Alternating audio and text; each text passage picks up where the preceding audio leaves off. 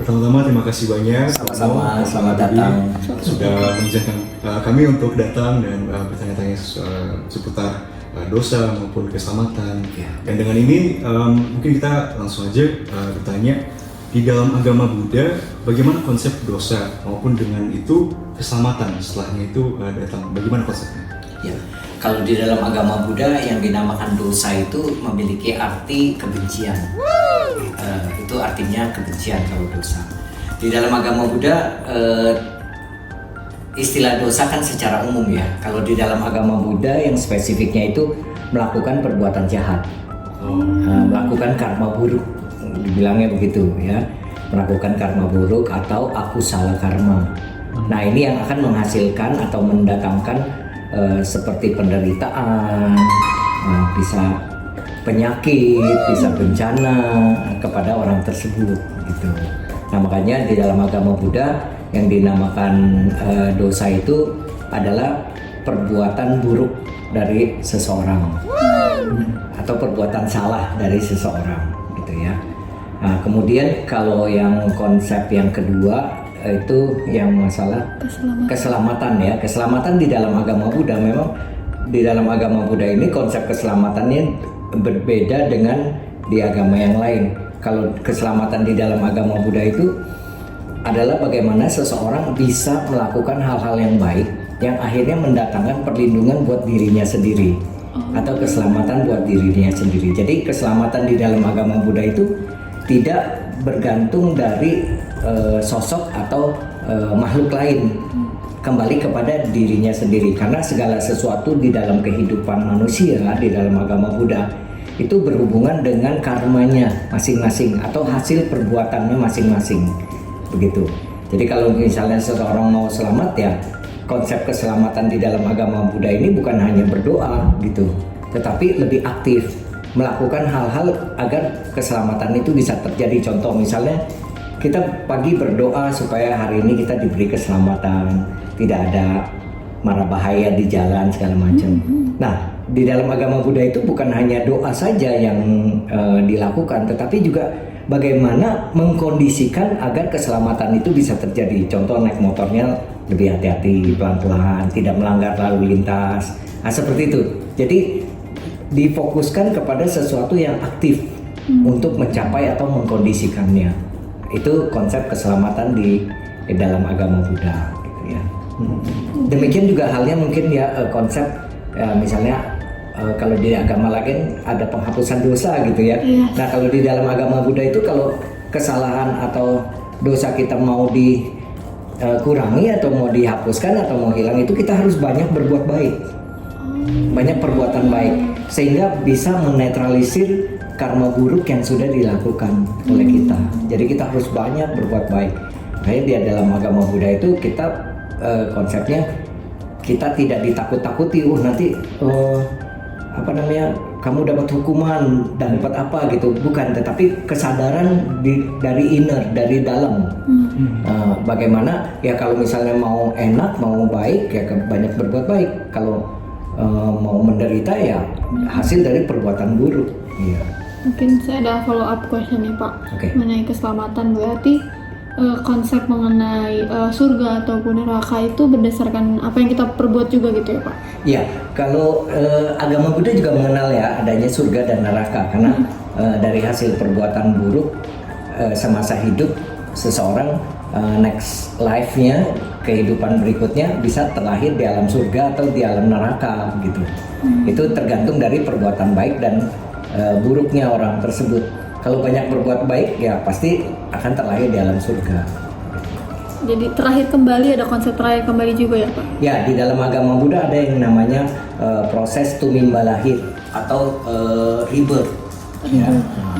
Itu ada yang seperti itu. Jadi kelahiran kembali. Itu tergantung dari perbuatan. Ada kemiripan juga ya dalam agama Kristen, berarti rebirth. Jadi Tapi bagaimana konsepnya rebirth? beda. Oh, konsepnya beda sih. Ada nih follow up question. Mungkin tadi saya izin mengalih untuk konsep karma ini berarti relasinya mengenai dengan kematian itu bagaimana? Di dalam agama Buddha kematian itu disebabkan beberapa hal. Ada empat penyebab kematian. Biasanya karena faktor umur dan karmanya habis. Umur dan karmanya habis gitu. Ya, kemudian juga yang kedua karena faktor adanya karma buruk yang memotong, seperti kecelakaan lalu lintas, seperti itu, bunuh diri. Nah, itu ada karma buruk yang memotong sehingga dia seharusnya belum waktunya, tetapi karena ada karma buruk yang memotong sehingga dia mengalami kematian. Terus yang ketiga karena ya memang umurnya habis, ya umurnya habis. Dan yang keempat karmanya habis. Umurnya belum habis tapi karmanya habis. Kalau di dalam agama Buddha itu karma itu juga bersangkut paut dengan umur. Jadi kalau misalnya seseorang banyak melakukan perbuatan baik, menghormati orang tuanya, kedua orang tuanya, dia berbakti, itu dia akan memperpanjang umurnya. Konsep di Kristen juga gitu. Kalau kamu mau panjang umur, kamu harus menghormati orang tuamu. Gitu. Itu begitu. Jadi kalau kita banyak berbuat baik, maka kemungkinan kita bisa lebih panjang umur. Terus juga hal-hal yang lain ya, seperti menjaga pola makan, kehidupan yang sehat, segala macam, itu juga bisa memperpanjang umur. Makanya itu hasil perbuatan dia tadi, menjaga makan, pola makan, itu kan perbuatan dia menjaga kesehatannya kan. Nah itu berhubungan nanti juga dengan umurnya juga. Gitu. Semua sangat terkait ya Pak ya? Terkait ya. Jadi ada orang yang karmanya habis, umurnya habis, karma dan umurnya habis, dan ada karma pemotong tadi, kecelakaan lalu lintas, kayak gitu. Di dalam agama Buddha kematian itu ada 4 sebabnya. Mungkin kurang lebih itu aja pertanyaan yang kita ajukan untuk hari ini. Terima kasih ya Pak. Sama-sama. Terima kasih.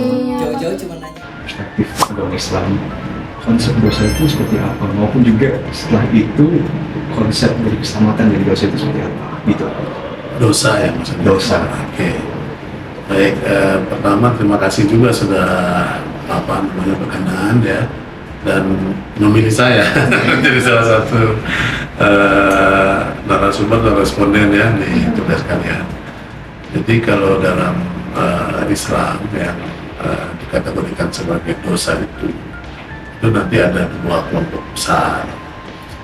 Yang pertama kategorikan sebagai dosa besar sendiri, yang kedua ada dengan dosa kecil. Nah, dosa besar itu diantaranya misalkan pertama mempersekutukan Allah ya, sebagai Tuhan kami umat Islam dengan sesuatu.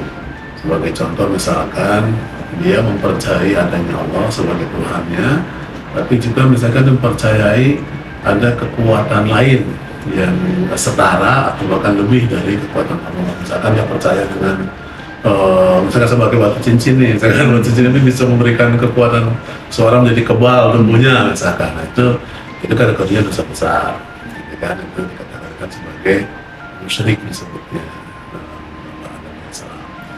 Nah, ada lagi misalkan dosa besar itu menyakiti kedua orang tua, itu juga bagian dari dosa besar. Karena menyakiti orang tua itu ketika orang tua kita itu marah, itu sama dengan membuat kemarahan dari Allah ya, sebagai Tuhan. Jadi dikatakan di situ ridho Allah, ridho orang lain, ridhonya Allah itu bersama dengan ridhonya orang tua. Dan juga kemarahan Allah itu bersama dengan kemarahan orang tua. Maka kategori dosa besar itu diantaranya ya. Nah, kemudian dosa kecil itu ya dosa-dosa yang dianggap kecil, dalam arti misalkan misalkan pada saat dia misalkan melakukan menyakiti binatang, menyakiti manusia yang lain yang sifatnya dianggap enteng gitu ya sama orang, padahal itu juga kalau dikumpulkan jadi dosa besar. Ya, kita Rasulullah Muhammad SAW mengatakan tidak ada dosa kecil kalau dilakukan secara terus-menerus. Jadi yang kecil-kecil itu jadi besar juga kan kalau dikumpul-kumpul gitu ya. Nah, maka sebenarnya sebaiknya tidak dilakukan walaupun dikatakan sebagai dosa kecil. Nah, itu konsepnya secara umum seperti itu. Nah, dosa juga kita bisa lihat dari perspektif pertama, dia berdosa dalam hal ini misalkan kepada Tuhan, kepada Allah, atau juga bisa berdosa kepada sesama makhluk Allah, kepada manusia, kepada binatang, kepada tumbuhan, kepada alam, itu juga kategori dosa. Nah, jadi bisa kategorikan dosa semacam itu. Itu konsep dalam Islam secara umum seperti itu. Jadi kalau dosa kepada Allah itu untuk keselamatannya dia tinggal memohon ampun kepada Allah, ya kan? Bertaubat, dia bisa lakukan kapan saja, ya, dia memohon ampun kepada Allah, maka Allah itu berjanji kepada hamba-hambanya, siapa saja yang berdosa kepada Allah, maka Allah akan ampuni dosanya kalau dia memohon ampun kepada Allah, maka dia akan selamat, gitu kan? Nah, tapi dengan syarat, nanti ada syarat-syarat yang lain, misalkan dia menyesali perbuatannya, tidak mengulangi perbuatannya, menyertai keburukannya itu tentu dengan kebaikan-kebaikan, amal soleh bahasanya kalau Islam, maka dosa itu bisa dihapuskan. Itu dalam konteks dosa kepada Allah, dan dia lakukan ini sebelum ajal sampai di kerongkongan. Nah, karena ada orang baru sadar bahwa dia berbuat salah, gitu kan, tapi setelah menjelang kematian, ya itu dikatakan terlambat, gitu ya, terlambat. Jadi harusnya dalam kondisi sekarang lagi sehat, lagi kuat, lagi berjaya, dia menyadari kesalahannya, dia mohon ampun kepada Allah, itu pasti diampuni.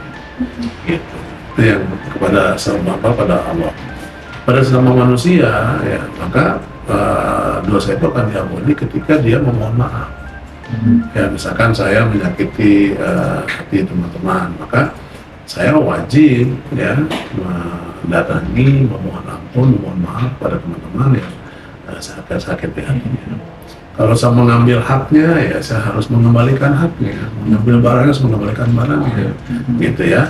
Nah, selama teman-teman mengampuni, maka pasti Allah akan ampuni.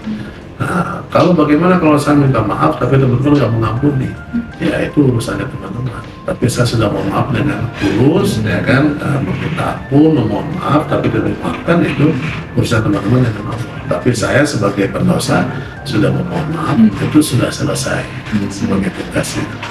Nah, ini jadi masalah ketika dosa kepada sesama manusia atau kepada makhluk yang lain, karena dosa ini kalau kita nggak minta maaf, itu sama sekali nggak akan diampuni dosanya. Tapi kalau dosa kepada Allah, karena saya dosa kecil, Allah memberikan kesempatan untuk mendapatkan ampunan secara langsung, walaupun kita nggak minta maaf, nggak minta ampun. Contoh dalam bulan kemarin berbulan puasa ya, Rasulullah mengatakan man shoma Ramadhana imanan wa ihtisaban ghufira lahu ma qaddama min dhanbi. Di barang siapa berpuasa 1 bulan penuh selama bulan Ramadan, maka secara otomatis Allah ampuni dosa-dosa yang lalu. Padahal kita nggak minta maaf loh sama Allah, tapi karena kita melaksanakan perintah Allah, melaksanakan puasa sama 1 bulan penuh,